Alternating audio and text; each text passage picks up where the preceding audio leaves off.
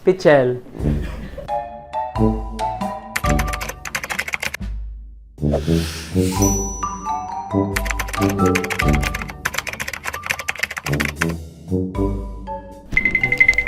Pichel. Pichel. Oy, paano po? Hindi masira yung top eh. Ayan, to.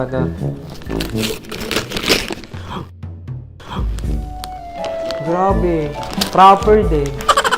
Daming budget. Ay, ito, wait lang. Yan. Ngayon, nasa lobby, no? Ay, wow!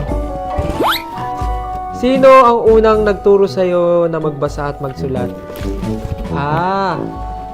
Feeling ko mama ko. Kasi, parang from what I remember, lagi yung mama ko yung nagre-review sa akin sa bahay. Until now, kahit yung mga pamangkin ko, mama ko yung nagtuturo sa kanila. So, yeah, mama ko. Hindi ko na maalala kasi medyo blurry na yung memories na yun. But, pinaka tanging naalala ko lang is parang nasa sala, tapos tinuturuan ako ng nanay ko, tapos nakalapis. I think mama ko yung una. Though di ako sure pero it's either mama ko lang talaga. Mama ko. Hindi naman. Kasi uso naman yung eraser dati.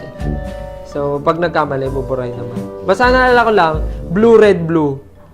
Blue, pababa, tapos pag capital, dapat blue, red, blue. Tapos pag maliit, red, blue lang.